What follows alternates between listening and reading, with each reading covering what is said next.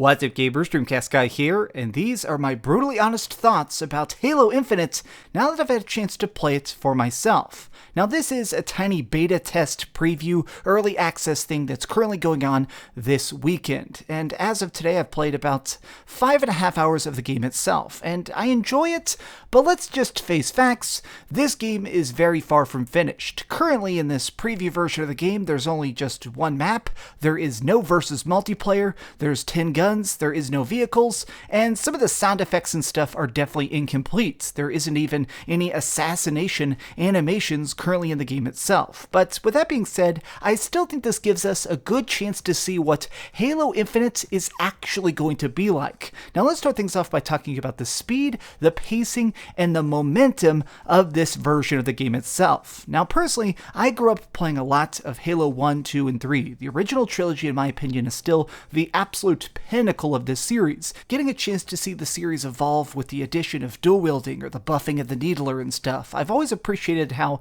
each of the different Halo games plays differently but still fits together cohesively. And strangely, I think that's what I love most about Halo Infinite. To me, this finally feels like Halo again. I played a decent amount of Halo 5. I don't know, it just never fully connected with me. It always felt like this separate project. It felt like this fan game being created by 343 Industries instead of an actual canonical next Halo sequel. Infinite feels like it's going back to the roots. A big part of this comes down to the fact that this is heavily reliant once again on power weapons.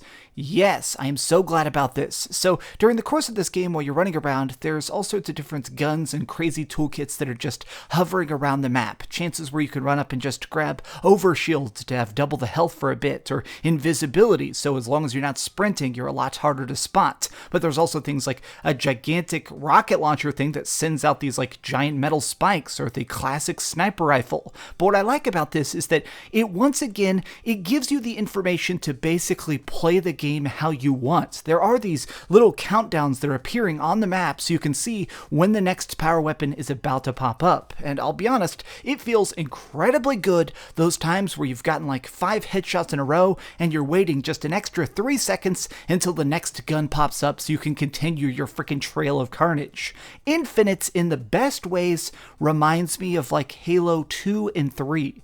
Now I do wish that there was a bit more guns in this. I think part of the detriment of this weird tiny preview program is the fact that it's just killing these bots. The fact that I can't actually test out these new weapons like this weird plasma rifle machine gun thing, the fact that I can't use this against other dude bros, I feel like that would have been a great chance to see how these things are balanced. Right now, it's very difficult to actually determine what's the strongest and weakest guns, or even test out different aim speeds and stuff, because when you're going against bots, these things are so impossibly stupid. They're practically just moving targets, and it's funny because this map actually has stationary targets as well. But this is also something I did kind of like that they brought back. One of the things the Halo series has always done that I've kind of appreciated is that in the books they talk about how the Spartans, these super soldiers that are so augmented and enhanced, they spend years of their life in training, special facilities on far-off planets that are basically just built for the singular purpose of training these people to be the ultimate impossible soldiers, right? Well, I like the fact that this multiplayer map is one of those. It is a pop-mart filled crazy carnage nest. It has these little choke points, it's got tunnels, it's got up top areas. It really manages to pull off that retro Halo feel that I really appreciate. Now, it's difficult to talk much about the time to kill or even just the amount of damage we're dealing, but it does seem like people are dying faster than they typically would. Now, I have about 400 hours into the Halo Master Chief Collection, and so playing through all those games again and again, you get a chance to see that different people definitely have different health bars according to the Halo you're playing. Sometimes a single headshot will kill people. Sometimes it takes 4 pistol bullets. Like, every game sort of does damage differently. Halo Infinite, it seems like people are dying quicker, but I don't know if that's just that the bots stand still, so it's so easy to get crazy easy headshots and drop them incredibly fast. But in this current iteration, I wish we were able to see the enemies picking up more items. These bots are so dumb, a lot of times they themselves would not pick up the power weapons. They wouldn't pick up overshields, and so you're kind of just farming them for easy points. I wish we had a chance to actually experience them fighting back to see the amount of health and damage we're going to take in a more chaotic situation. Now I want to talk a bit about the battle pass. This is one of the things that's kind of caught my eye, is that this is going to have a free-to-play multiplayer mode. So what you're seeing right here is eventually just going to be something that's going to be on every Xbox, every Series X, every freaking PC. It's just going to be something you can install and play whenever you want. Now the developers have basically said that they're going to use a battle pass system to get a way of, monetizing this content. For having such good multiplayer, you want to have a way to basically get people to pay $5 and unlock cosmetics. Well, they have a battle pass in this early access beta thing. It levels up to 20, and while you're doing it, you get all sorts of different experience boosters, cosmetics, different paints for your armor, and of course different armor pieces. Now in this current version of it, the battle pass seems incredibly fair. It seems like something that's going to sort of encourage you to play. It gives you that carrot on a stick fun. It makes it where every time you completely dominate in a match and get tons of doubles and triple kills and stuff, you get a chance to basically have that extra motivation to keep playing and doing the daily quests and unlocking something new. I do want to talk about the things that I definitely did not like, which is part of just the fact that the sprint still feels really strange in this game. Like, Master Chief, or the Spartan we're playing as, is just lightning quick, running into and out of situations. It just feels way too rapid. I mean, as a classic fan, I definitely have played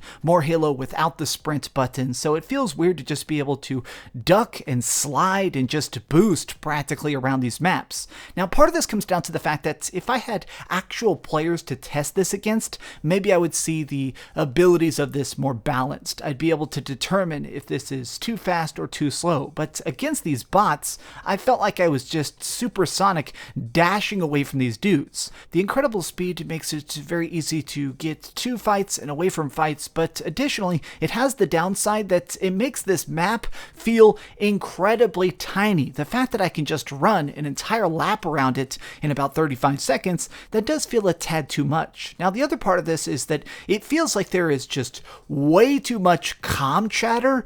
Like previous Halo games, of course, they've had the announcers that are like, 5 kills to win. Oh yeah, kill him and Jaro. Like, each of the Halo games, of course, have had those little like announcements here and there, Slayer and all that, but Halo Infinite has Call of Duty style callouts. So sometimes when you're getting kills, your characters will say this just idle chatter, being like, hey guys, yeah, oh wow, great kill, like, oh good, we're boosted, like weird tiny chatter, which I very much had to turn off. Like, I'm not exactly looking for the strong, silent protagonist, but it feels weird that they would just constantly be mumbling back and forth, good job, here's an item, grab that shield.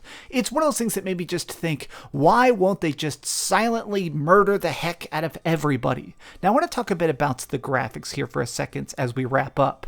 Visually, this game is a bit of a treat. It's simplistic, it's not super advanced, this isn't some like hardware pushing 4K mega experience, but I really did appreciate the fact that it seems like the game runs at a very stable frame rate, a very good resolution, and it seemed like there's these little tiny environmental details that I appreciated. Like, one of the things I did is you can throw down this like bubble shield thing, but each of the individual panels can be knocked out one by one, and when you do it, there's this nice little like flicker particle effect that pops up. It's visually very descriptive, but additionally, I really feel like this manages to show kind of the lighting effects, the details that go into these special textures, or even just things like the environment itself. Everything looks incredibly good. Now, this is being played on an Xbox Series X. I'm only going to be playing this on an Xbox Series X because I'm not really much of a PC gamer. This is a game that I'm definitely picking up. I'm definitely curious about it, but personally, I'm still more excited about the campaign.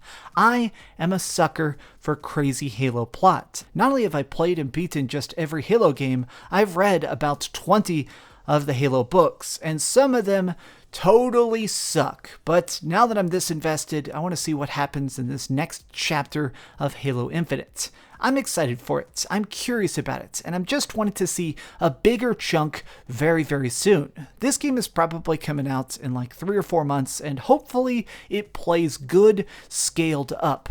But what do you think? Have you had a chance to play any Halo Infinite? Are you excited for it? Or is this a game that you're probably going to pass on, even these free-to-play modes? Tell me your thoughts in the comments down below. If you enjoyed this video, please give it a thumbs up, share with your friends, and subscribe if you haven't already. But do me the biggest favor of all, and keep dreaming.